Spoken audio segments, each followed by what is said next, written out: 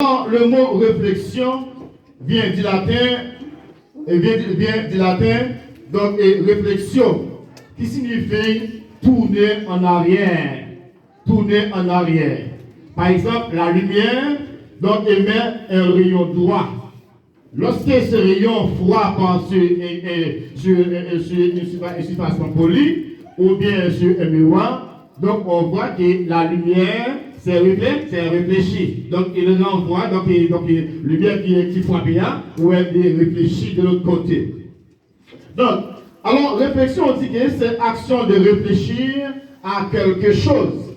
C'est action d'observer de faire des critiques adressées à quelqu'un. Donc, ce mot vient du verbe réfléchir qui signifie faire tourner. Alors, le mot réfléchir qui est un verbe transitif, alors on dit que c'est penser longuement. Lorsqu'on est en train de réfléchir, on est en train de penser longuement. Donc, cela veut dire que vous n'allez pas passer toute une année à réfléchir, mais on doit réfléchir. Donc, alors, penser longuement, c'est réfléchir avant de parler. Fort souvent, nous commettons des erreurs parce que nous n'avons pas réfléchi. C'est vrai, il y a des occasions qui paraissent aussi rapides. Nous sommes appelés à donner une réponse. Mais le mieux, c'est de réfléchir avant de parler. Donc, lorsqu'on réfléchit avant de parler, cela nous permet d'avoir de bonnes solutions. Donc, alors on dit que réfléchir aussi signifie concentrer son attention sur un cas difficile, sur un projet, sur le choix d'un futur mari ou d'une future épouse. En un mot, si on peut définir, on peut dire que la réflexion est l'action de réfléchir, d'analyser, de diagnostiquer et examiner un sujet ou un projet ou une situation. Amen, l'église. Et on va réfléchir, ça veut dire qu'on a pratiqué pour faire face à un projet, ou faire face avec nos situations, ou faire face avec nos conflits. Mais avant de décider, donc ça c'est ce que vous allez faire, et bien vous êtes appelé à réfléchir. C'est après on fait réfléchir, et puis vous êtes capable de dire, bon, voilà ce que je vais faire, voilà ce que je ne vais pas faire. Amen, l'église. Donc, alors, pour me dire que l'importance de la réflexion dans les prises de décision, décision, nous dit que c'est acte par lesquels quelqu'un décide. Alors, une décision a de grandes importances. Amen, l'église. Une décision, il y a en pile importance. Alors, on dit qu'elle a des avantages et inconvénients. Donc, il y a certaines décisions, une fois qu'on a fini de la prendre, elle est devenue comme un pas fatidique. Et pas fatidique, a dit que c'est un chemin de non-retour. A dit que au côté qui aurait dû prendre des décisions, ça, et bien pour là, pour aller jusqu'au bout. Pour les conducteurs, par exemple, pour entrer sur l'autoroute, et bien pas de marche arrière. A dit que souvent, tout le temps, nous n'avons pas une bretelle pour sortir, ou obligé à aller jusqu'au sommet. Amen, l'église. Et bien dans la vie aussi, il y a des décisions que nous prenons. Dès pour décision ça, et bien il mène nous jusqu'au bout. Parfois nous comprenons qu'il y a des garçons qui vont aller à courtiser une fille, et puis pour aller pour la traiter. Amen, l'église. C'est en Haïti, ça c'est en Haïti. C'est pas quelqu'un que nous connaissons.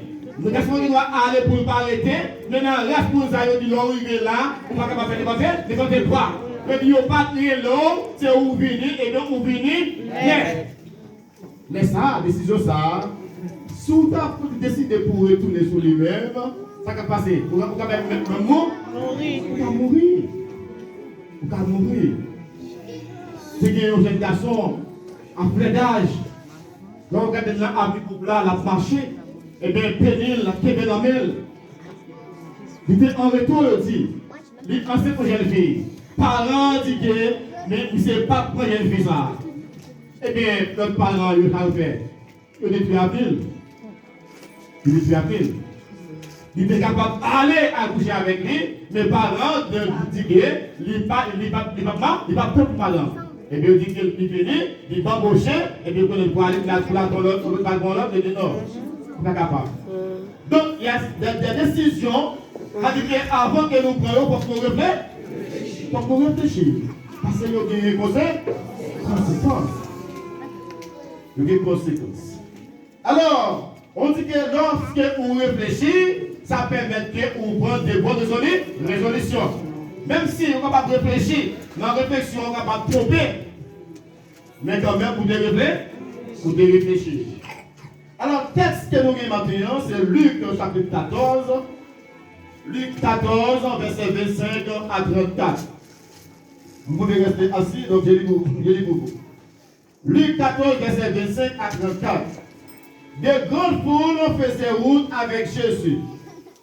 Il se retourna et leur dit, si quelqu'un vient à moi sans me préférer à son père, sa mère, sa femme, ses enfants, ses frères et sœurs, et même sa propre vie, il ne peut pas être mon disciple.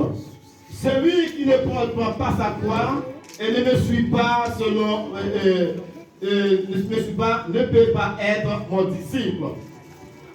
En effet, si l'un de vous veut construire une tour, il s'assied d'abord pour calculer la dépense et voir s'il a de quoi la terminer. Autrement, si après avoir posé le fondement, il ne peut pas la terminer, tous ceux qui le verront le mettront à se moquer de lui en disant, cet homme a commencé à construire, il n'a pas pu finir.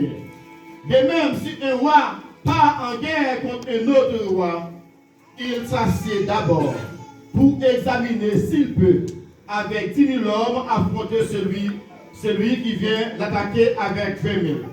Si ce n'est pas le cas, alors que l'autre roi est encore loin, il lui envoie une ambassade pour demander la paix. Ainsi donc, aucun de vous, à moins de renoncer à tout ce qu'il possède, ne peut être mon disciple. Amen, l'Église. Amen, l'Église. Amen. Le Seigneur Jésus-Christ tirait son ministère sur terre. Le texte nous dit, il y avait une foule de personnes, de gens qui se mettaient à lui suivre, faisant la route avec lui. Sur la route, Jésus s'est retourné pour les interroger. Pour leur dire, si quelqu'un vient à moi sans me préférer, alors dans notre version on dit que si quelqu'un vient à moi sans haïr, donc alors, il y a des gens qui disent que haïr dans ce moment, a dit que c'est fâché, c'est raillé par mort, a dit que c'est la haine pour parole. Non, c'est une façon de préférence. Donc, ça veut dire qu'il faut mettre le Seigneur en première position. Donc, ça veut dire que, pour que nous capables de comprendre, dans Exode 20, verset 12, l'Éternel a dit que honore ton père et sa mère, afin que vos jours seront prolongés dans le pays où vous allez rentrer. Comment le Seigneur Jésus-Christ est capable de venir pour la dénoter, pour nous haïr comme nous avec papa, nous non.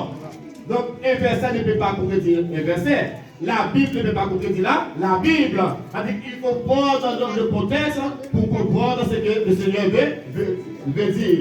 Donc, ça veut dire que le Seigneur veut dire, si quelqu'un veut être mon disciple, il doit me poser au bien, il doit me mettre au-dessus de tout. Amen, l'Église. Amen, l'Église. Mais ce n'est pas dit que pour nous railler, pour nous faire discussion avec nous. Mais nous devons pas bon Dieu première place. Première condition, le Seigneur dit, il fait reconnaître que il faut qu'on soit capable de préférer d'abord par rapport avec l'autre monde qui vient ensuite. La deuxième condition que le Seigneur dit, celui qui ne porte pas sa croix et ne me suit pas, ne peut pas être mon disciple. Ce n'est pas quoi littéralement parlant. Si c'est ta croix littéralement parlant, ici pas parler. Maintenant là, chaque année nous avons un poisson de nous, et bien tout poisson est frapper dans ça là, les nous adoré. Littéralement parlant, ce n'est pas donc c'est pas ça ici à parler.